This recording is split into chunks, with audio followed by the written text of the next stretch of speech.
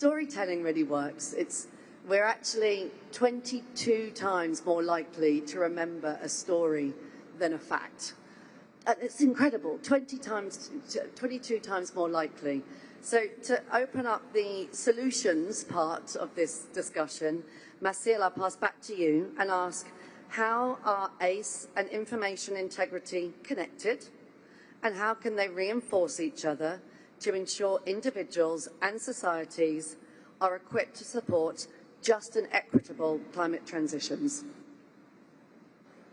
Well, they are definitely interlinked. I see information integrity as not necessarily inserted in ACE, but as a key element that it is optimal and essential to be discussed during the conversations of ACE. Because when we look at the ACE elements, we can discuss education all we want, but if we don't have teachers that have the right materials for them to actually implement the education materials in the classroom, then we aren't really doing anything just by talking about climate change.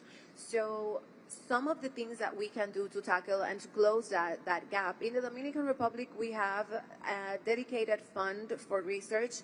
This is led by the Ministry of Superior Education. It's called Fondo CIT, and it covers a wide range of different subjects that are picked up every year.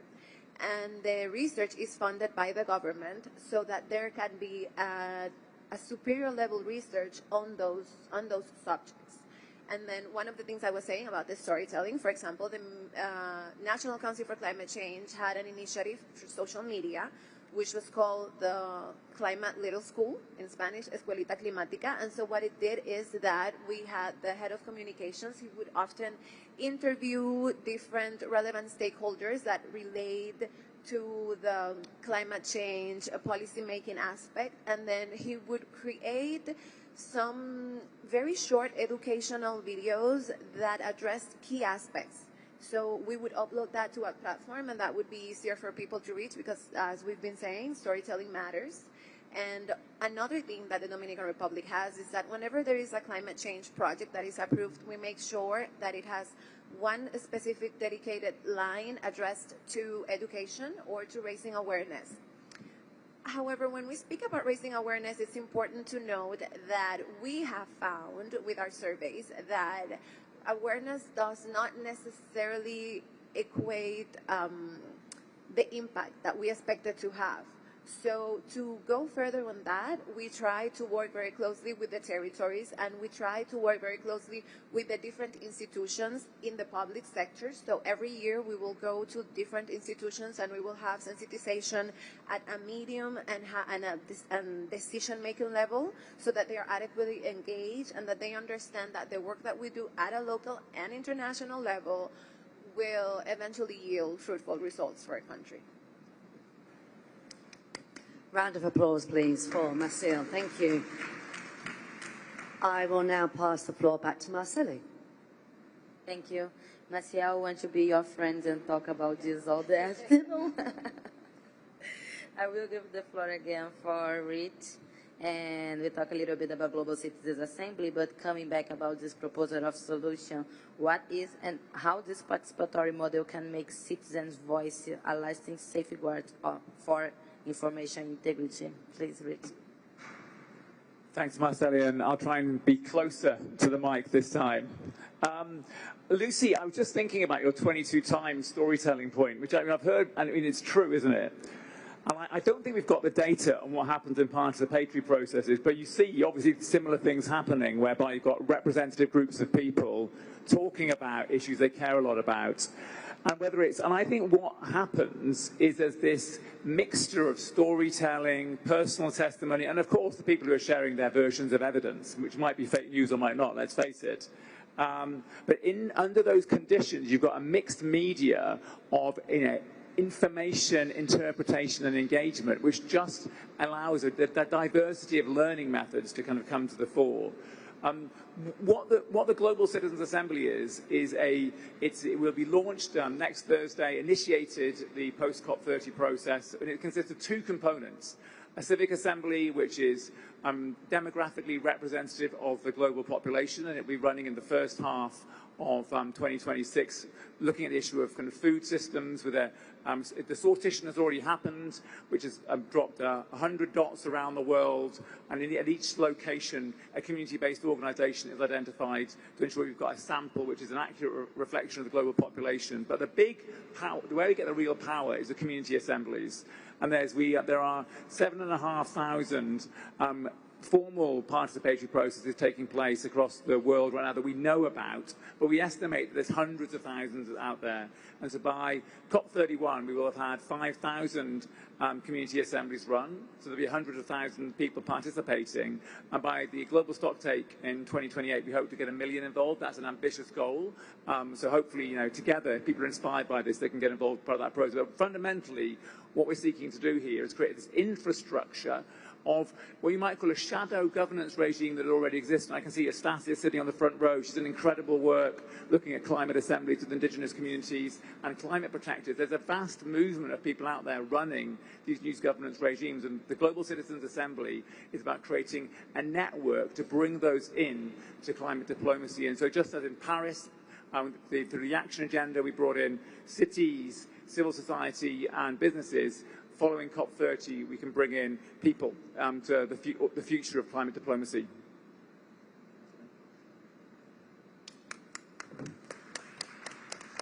Thank you, Rich. I will move for Juanita. How can climate education and literacy give people the tools to recognize disinformation and to strengthen resilience to misinformation? And like a young person, the climate education for us is really important. So the integrity information, climate education are really close or not? I think yes, but the floor is yours, please. Thank you so much for this question. And it hits really close to home. I'm from Chile, and we have presidential elections this weekend. And we have seen how my country is following the footsteps of other countries where misinformation has been used to manipulate elections. I want to talk about the solutions because we've seen in Chile that some candidates have been using these tactics, bots, fake news, etc., to get ahead in the presidential race. And what I have found personally to be a very, very useful solution are fact checkers. So if anyone is a fact checker here and is taking that really, really important job, I thank you very deeply. But I want to talk about other solutions, and I want to push back on what was said a little bit before, because climate education and literacy can be one of the most powerful tools we have to counter disinformation. Yes, I agree, and the UN and this presidency has been doing an amazing job on that, but I think this is only if we expand what we mean by education. So for too long, I believe that climate has been focused on the science itself, so emissions, temperature rise, impacts, measurement, which is, of course, don't get me wrong, absolutely fundamental and important, but it's not enough. It's not enough if we're not teaching how to navigate the information ecosystem itself, the information ecosystem around all this data. Studies show that communities with stronger climate literacy are up to 30% more resilient to conspiracy theories, and that's because education doesn't just transfer facts, it builds cognitive resilience. One particular effective approach is what psychologists call the inoculation theory. So just like we do with vaccines, where we're exposed to a weakened version of a virus, the inoculation theory exposes us to a weakened piece of misinformation and then explains us why it is misleading. So we can then go out in the world, and when we encounter these kinds of headlines or misleading news, etc., we're able to identify and reject them. This means that climate literacy shouldn't only be about emissions targets, policy agreements, which, again, don't get me wrong, is absolutely the priority here. But it should also be about how we teach information, how information is shared, how it spreads, who benefits from distortion, and how emotions are used to manipulate it. When people understand both the science and the storytelling behind climate, they can stay open-minded without being naive. So I 100% agree on the importance of storytelling. But ultimately, climate literacy is civic literacy. It gives citizens the tools to think critically, to question without falling into cynicism, and to rebuild trust through understanding. In that sense, every newsroom, every campaign, every organization here has a role to play in strengthening our collective immunity to misinformation. So I think those are the solutions, and that's where efforts should be focused on this agenda. Thank you, Anita. I will move the floor to James, and understanding we are in one COP with culture included in the agenda, we understand the communication is really important for all us to mobilize and to engage in. So what kinds of support or partnerships from philanthropy, government, private sector, everyone in this spirit of multirão are most needed right now to sustain independent, fact-based and engaging climate communication? Also, how can journalists and social media creators work together with governments, can raise public awareness effectively? The floor is yours. Thank you. Thank you, Marceli. So what can we do to improve the situation on the ground? Well, talking about partnerships, a great example is the Climate Change Media Partnership, which is a collaboration between Internews' Earth Journalism Network and the Stanley Center for Peace and Security. This CCMP has been bringing journalists from the Global South to the climate COPs for the last 18 years. We've altogether brought hundreds of journalists here to cover the summits, producing thousands of stories. And as Lucy said, that's really what it's about. It's telling stories. And these journalists do a wonderful job at it. That is their profession. There are certainly many other good partnerships out there. There's you may be familiar with the Climate Action Against Disinformation Network, a group of 120 organizations working for climate information integrity. What are the kinds of things we can do?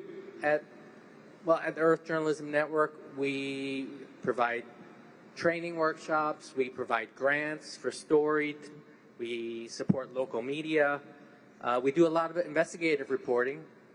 We've produce special reports on greenwashing and how companies tout climate benefits that aren't really there. We just recently came out with a special report on how the building out of AI data centers and cryptocurrency mining operations are causing huge climate and environmental impacts. And there's so much more, but let me just make 3 key points here. First of all, we really need to support local media, okay? This is the media that is hurting the most. There are a lot of very strong multinational media out there that are doing well and doing great reporting. But it's really at the local level where the media is hurting, where the traditional business model has collapsed, and where we're seeing news deserts. And that's especially true about climate change. And it's the local media that we found that creates the most impacts because they tell the stories in local languages and they know the situation on the ground. The second point, this requires investment. We are used to thinking that the media can support itself, but in many places that is just no longer the case. Again, the traditional business models collapsed. And when it comes to, especially when it comes to climate change and the environment, we're just not seeing enough stories out there. So we don't just need private investment, frankly, we need the public sector to support climate communications and media. And we need philanthropy to step in if we want the kind of climate coverage that this world needs. And finally, we need to work more with social media content creators, so-called influencers. That's where a lot of audiences are going to, and they can be really important communicators about the climate crisis. What we're doing at the Earth Journalism Network is bringing together traditional journalists with social media content creators so they can learn from each other. Influencers can learn how to access good information and explain it accurately. Journalists can learn how to tell their stories in a more compelling way using short-form video and social media platforms to get climate information out. We call this program Earth Shorts, and we think it's a great model to help counter climate disinformation and boost climate information integrity. Thank you.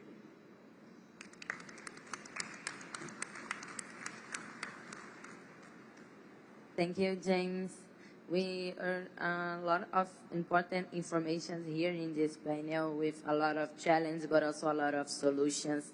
And this is also something important to highlight in this COP30 inside Amazonia, when we are here for the best climate decisions. So look for the solutions coming from the ground is really important to us, and integrity of information is one solution coming also from the ground. So I want to move back for João Brand and Charlotte to provide some final remarks to us in this panel. Thank you.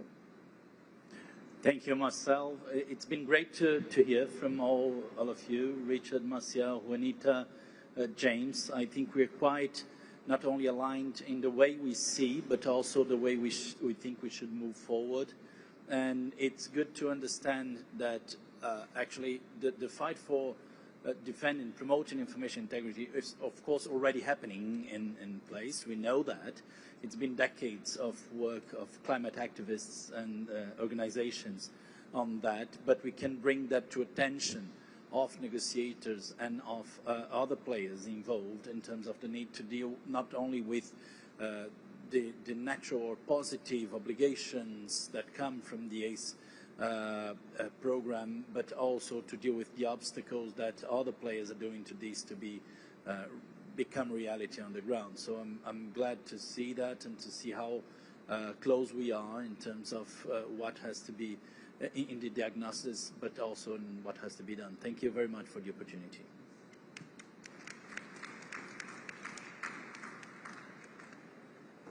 Yeah, I'd like to reinforce what Raj just said about how inspiring it is actually to hear all of these amazing solutions on the panel today, but also throughout this week. I mean, there have been so many information integrity related events happening here in Belem already. And, you know, around the world, we're seeing really incredible examples of tireless efforts to strengthen the information ecosystem for climate action. And I think, you know, that is what gives me hope in this work. What we need to do is try and kind of scale up and scale out some of those community level efforts, you know, right up to some of the global efforts that we're doing through our global initiative. And as João said, I think increasing awareness and recognition that information integrity is fundamental for effective climate action is key. So I think that's, you know, that's incumbent upon us to continue to make that case and to bring the evidence base and talk about what effective solutions look like. But we really appreciate the opportunity to talk here today. And as I said, it's very inspiring to hear from all of you doing this great work. Thank you.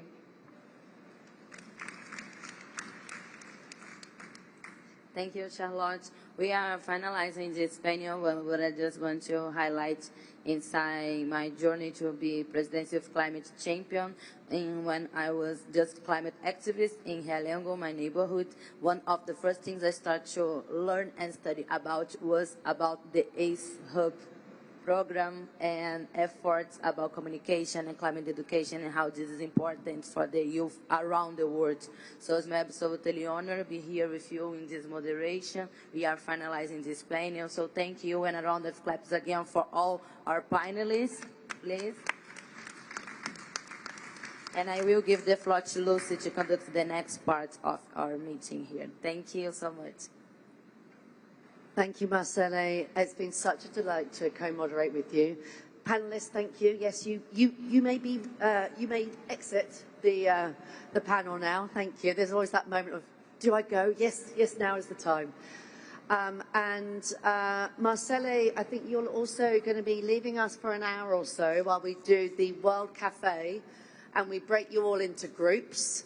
But Marcele, we hope you'll be able to join us back for some closing remarks for the final piece. So thank you, Marcele. I hope so. Yeah, thank you, Marcele. Thank you, everyone. Oh, thank you so much. Such delight.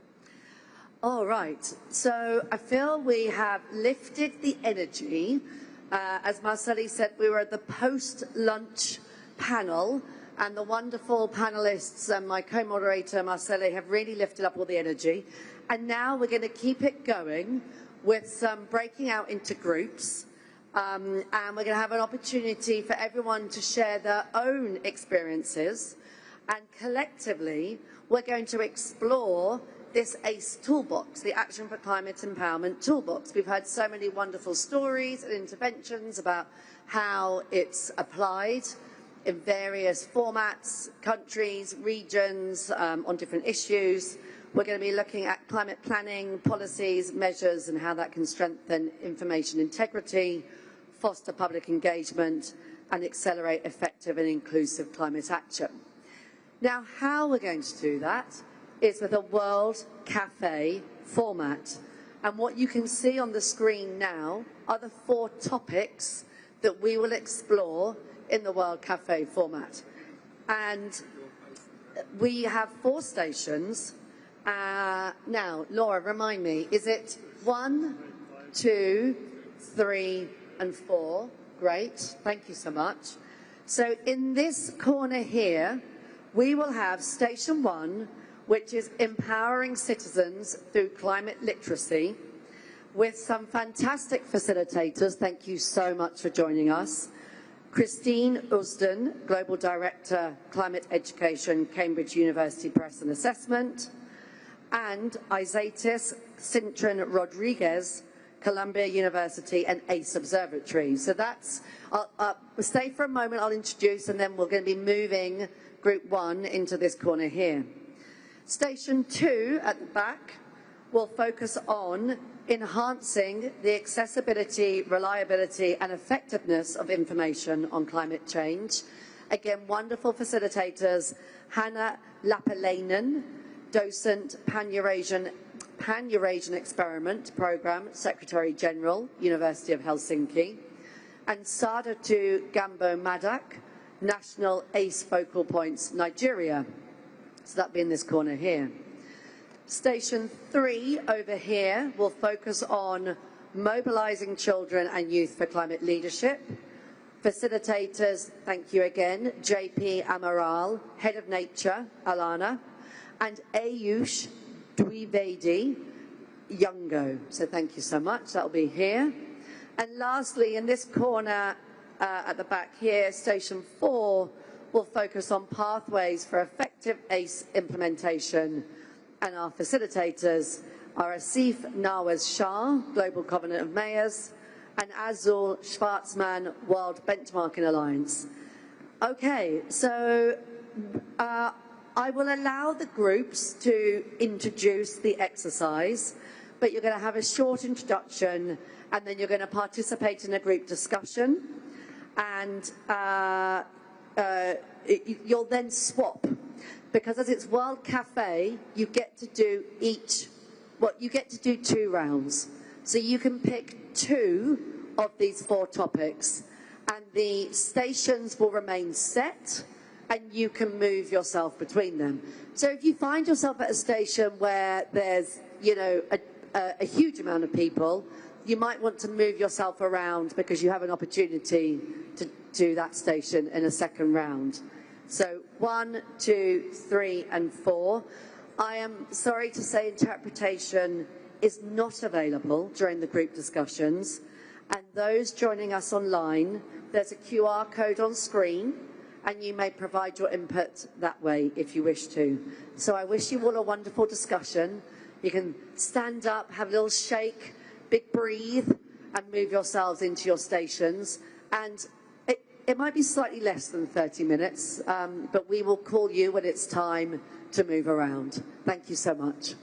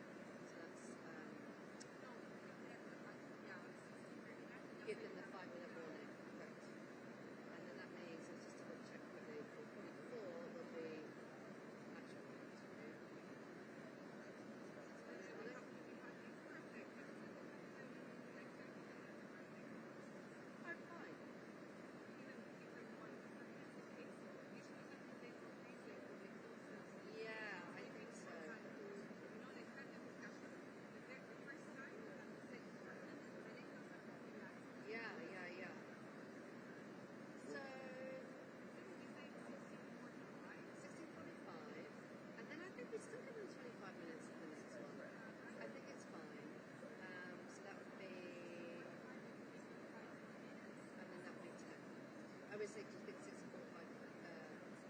Oh, I see. Oh, well, yeah, so I'm being done. Yeah. I know, I think that's too tough. I do. Yeah, yeah. I think let's stick with this. 16:45 minutes. Or I can also say, I can get them to give me away. Is that sufficient time? Do you need this? I'll do that.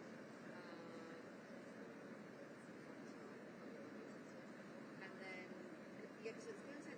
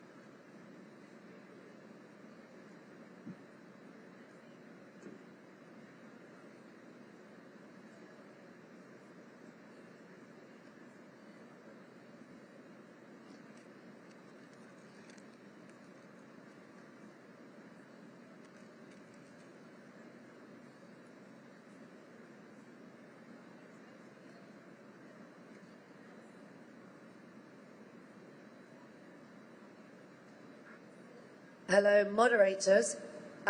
This is your 5-minute warning, but if you're thinking, hang on, we've only just got started, we could really do with a little bit more time, just raise your hand.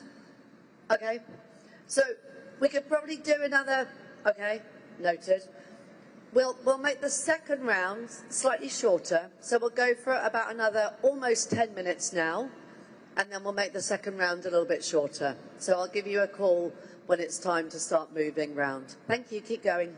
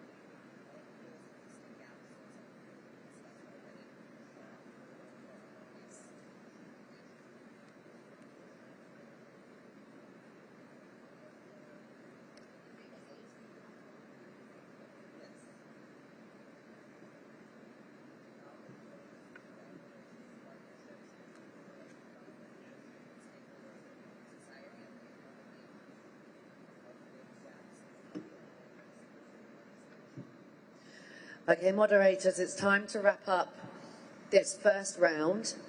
I know we could all spend hours more discussing, and obviously after the event we are also free to do so. So if you can now, as delegates, as groups, start moving to your second station. As a reminder, it's 1, 2, 3, 4. Let me just, oh, hang on one moment. Let me just read you again which they are. So 1 here is climate literacy. 2 here is information, accessibility of information. 3 in this corner is children and youth. And 4 in this corner is effective implementation. And moderators, if you can please, I would suggest starting your second round with a short summary of what was discussed with the first group, so the second round can build on that. And you have 25 minutes, and then I will call you back. Thank you so much.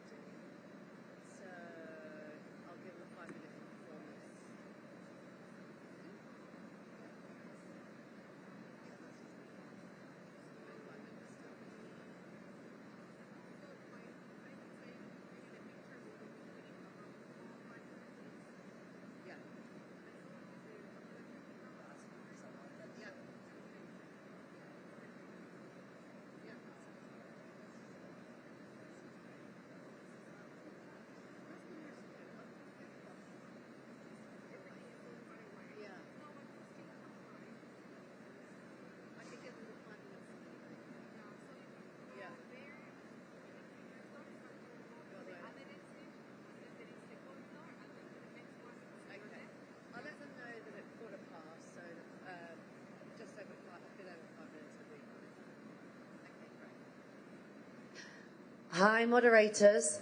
We have about another 7 minutes to go, and then we'll be reporting back. So if you could be ready to share your report back in an under 3-minute format. I'll remind you of that in a moment. But about 7 minutes to go. Thanks, everyone.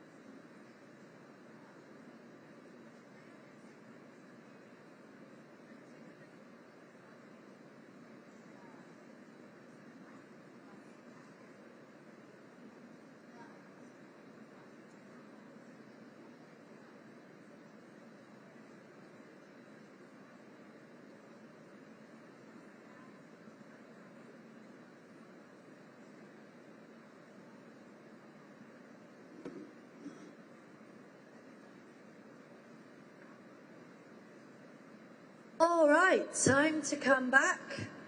I can see that the conversations would love to keep going, and again, we can keep going after the session. Now, don't go anywhere as we're doing a report back, because we're going to do an ACE family photo. So please don't go anywhere as we're doing the report back from the groups, because it is tradition every year at the ACE event to do a photo here by our hashtag. So we'll be inviting everyone up to do the family photo. But if I now could invite our moderators from our different stations to report back. And if I could remind our moderators to keep the report back under 3 minutes. We're going to keep it quite snappy. And we have had note takers in each of the sessions, so everything that has been discussed will be entered into the record, so you can keep your feedback to very much the highlights. And if there's anything that you would, as a participant, like to make sure that gets shared, there's also the QR codes here on the screen, and you can use that to share general reflections, insights, opportunities for collaboration and action.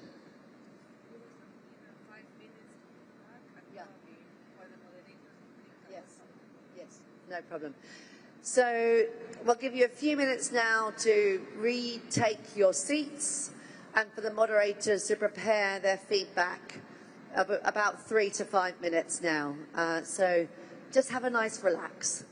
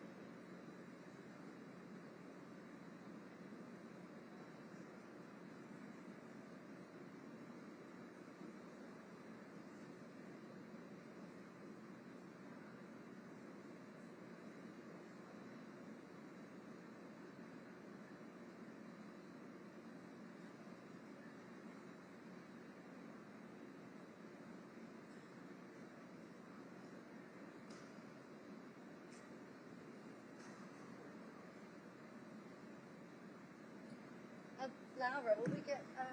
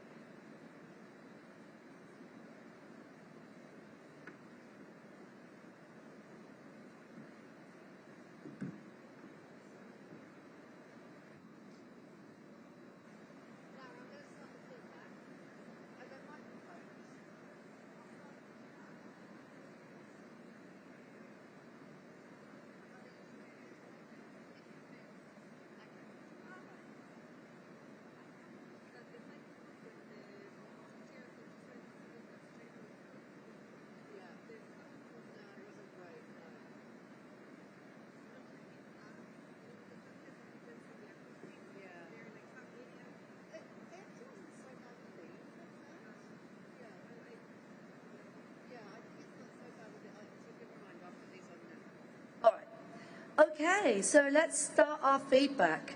And station 1, Christine and Isatis, please forgive me if I'm mispronouncing your names. Please introduce yourselves.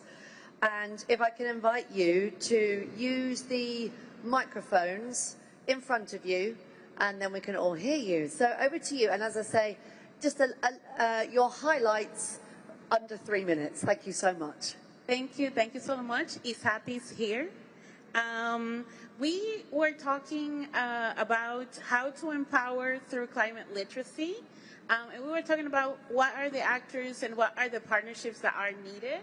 And we saw, we kept mentioning actors, and we came to this point that was like everyone. So there's no single entry point to combat climate misinformation. And the reason for that is that we have different trusted messengers that will speak to different audiences in order for them to trust the information that is being given to them and create that resilience. We also saw that they're important to include critical thinking in the way, so it's not only about information itself, like information about climate itself, but how do we create like digital literacy so that people can understand when they're seeing fake news, on when they're giving misinformation.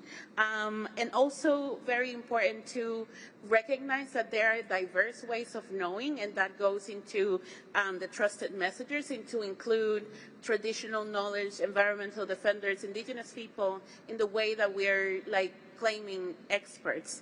And we saw some examples. For example, we saw that Ghana has a group of trained journalists, and when they put out information, they are trusted. So that's like a trusted source. We also heard about shifting how we do education to place-based, because people have, like when you have a lived experience, it's harder to dismantle that and for them to say like, oh, like that's not real when you lived it. And finally, talking about what is transdisciplinarity and breaking silos within the educational system and bringing them all together. So I don't know if you want to add anything. Thank you, Isatis. Just two things to build on that. We talked about the importance of empowering teachers. Just in Brazil alone, there are 1.7 million teachers. Just think if we can really harness the effectiveness and the confidence of teachers to help us support climate action and empowerment. And the second point was around partnerships and really building diverse partnerships to train, to build capability, and to build courage to respond to mis and disinformation. Thank you. Oh, let's have not just a round of applause, but a woo, woo, woo for Group 1. It sounded like such a fantastic conversation. Yeah, high fives. And a brilliant feedback. You kept to the 3 minutes as well, so thank you, facilitators. Wonderful. Okay, now on to Station 2. We have Hannah and Sadatu. Again, please forgive me if I'm mispronouncing your names. Please reintroduce yourselves. And can we hear your under 3 minute summary of your groups, your station's discussions? All right, thank you so much. And I am Sadatu, so you produce the name perfectly well. And so our session actually look at enhancing the accessibility, reliability, and effectiveness of information on climate change.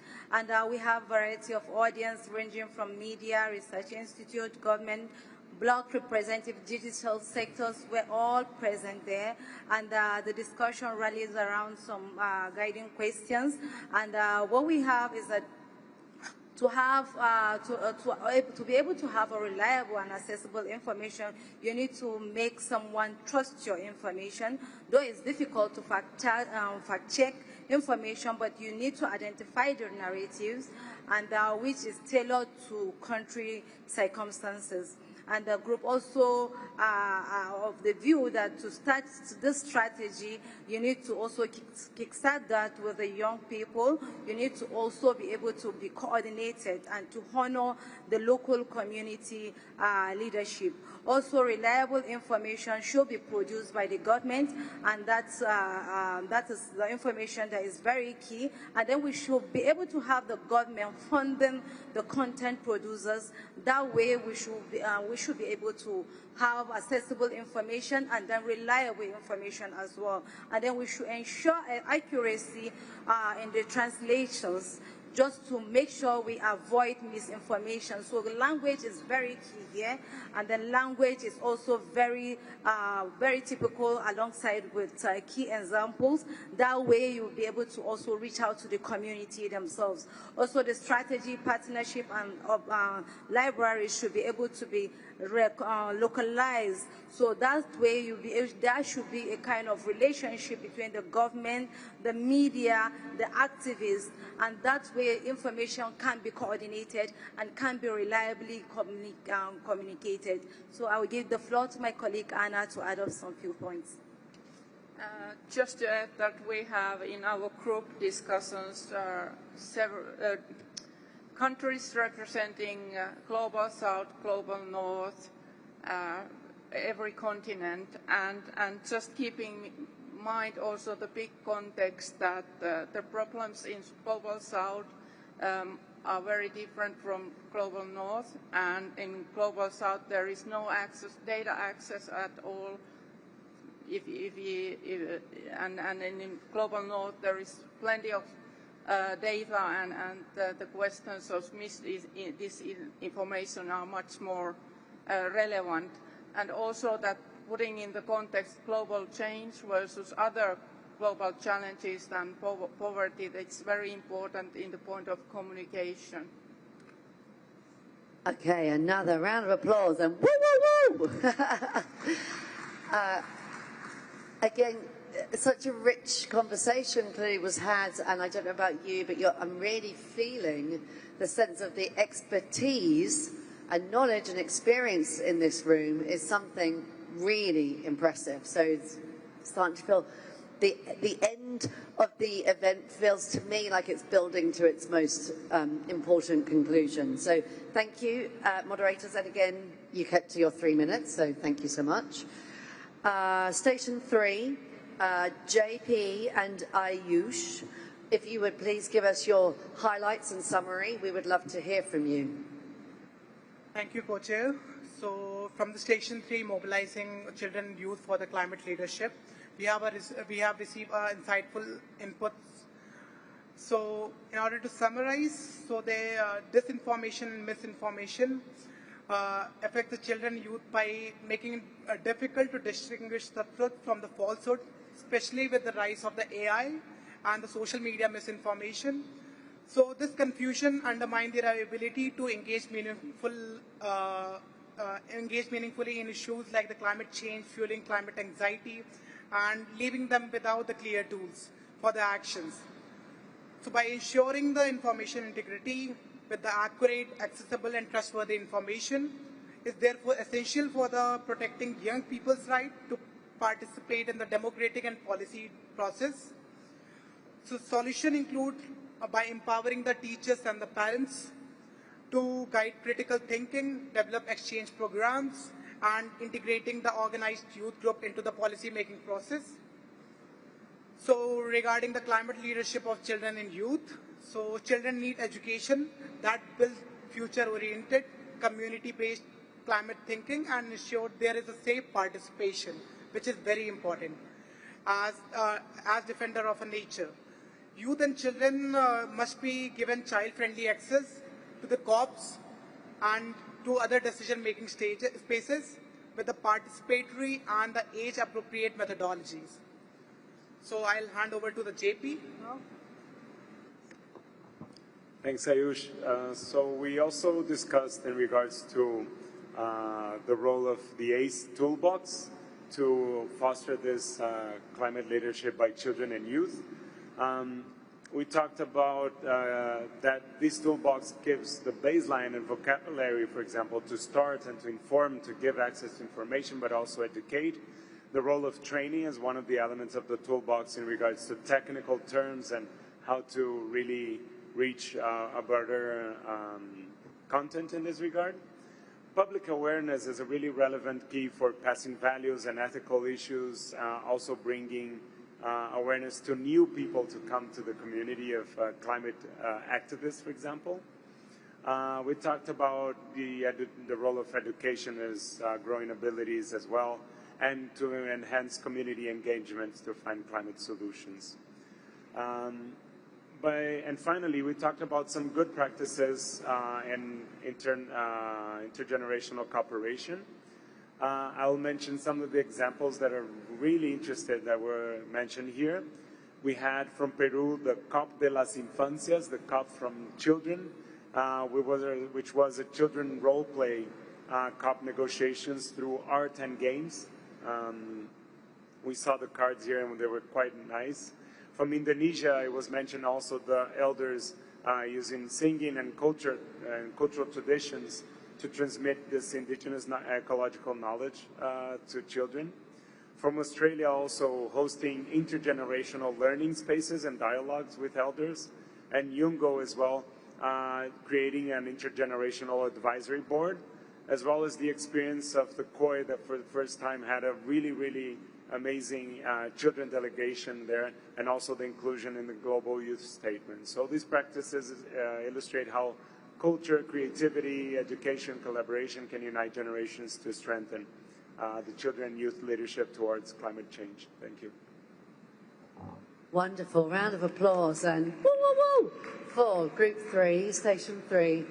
And it's really noticeable that there are some themes emerging across all of these stations, which is great to hear. And your microphone is still on. Moderators? JP, your microphone is still on. Yeah, no, don't worry. Great to hear the similar themes and the wonderful examples that we're hearing in each station. So finally on to Station 4, and this is Asif and Azul. If you could give us your under 3-minute highlights of the conversation. Thank you.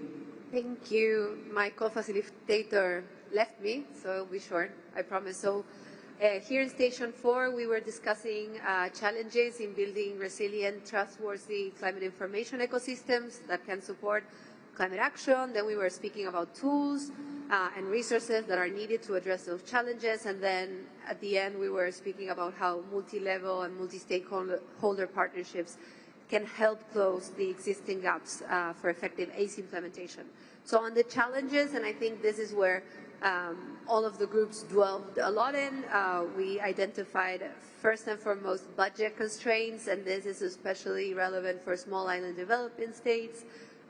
Then also this growing distrust in government, which gives a rise to the fake news movement. There was a very clear highlight that both non-state actors and state actors are promoting disinformation. And then we found this like two sides of the coins depending on where in the world you were at, because some countries face information overload, meaning there's information coming from everywhere and it's not trustworthy and people don't have the tools to understand what's coming to them. But then in other settings, you don't have quality information or quality channels for information to be delivered. There was also some conversation about not just educating children and youth in climate, but also educating them on identifying trustworthy information and them understanding where the information is coming from. There was also some highlights about being up against the financial system that is advancing this information. So they are very resourced and they have, the economical means to do that. And then Yes, there was also a lot of conversation around translating climate information into the local context, so communities can get buy-in and really appropriate that information. And so onto tools and resources, there was a very interesting conversation about balancing climate science with trusted messengers, making context-specific information, using art to address disinformation. There was also a lot of conversation about building legal frameworks to regulate, for example, tech companies and also the information ecosystem.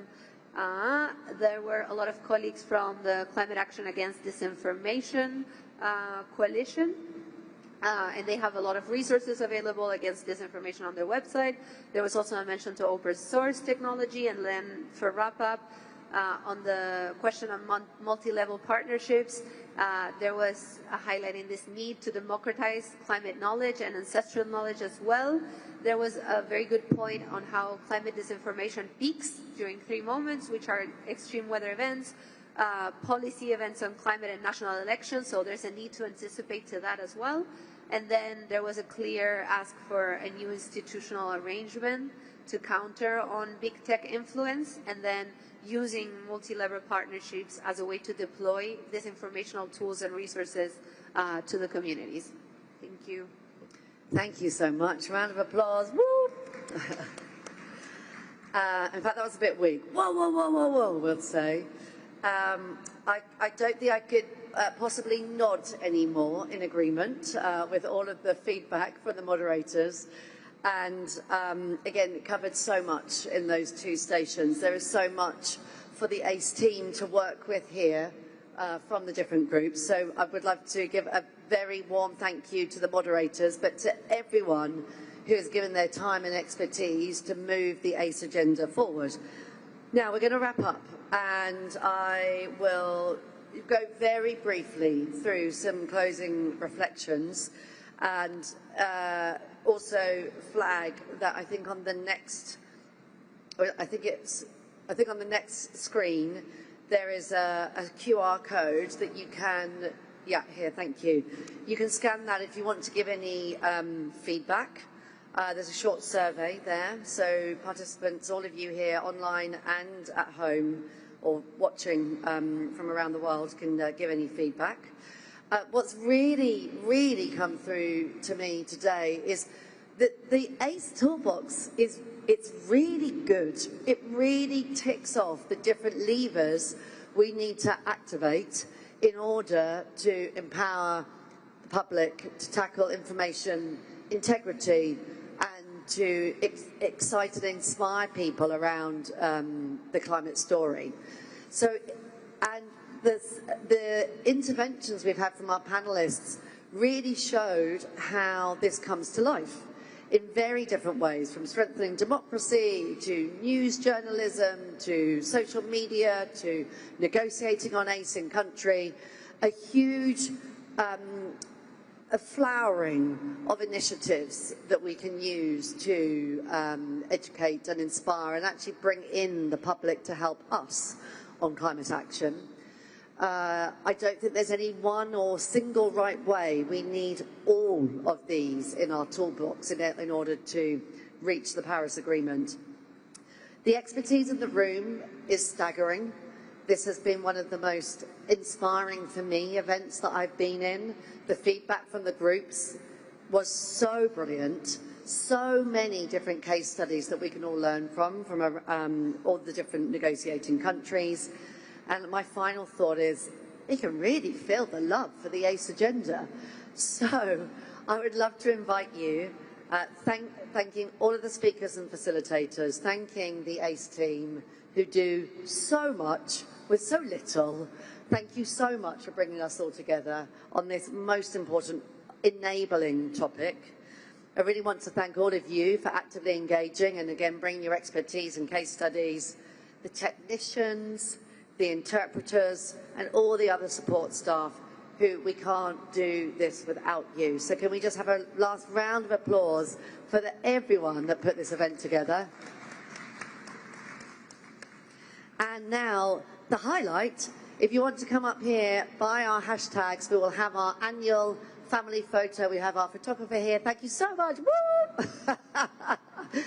Starting to lose my voice a little bit too. Whoa, whoa, whoa. And we'll come up here for our family photo. Thank you all so much.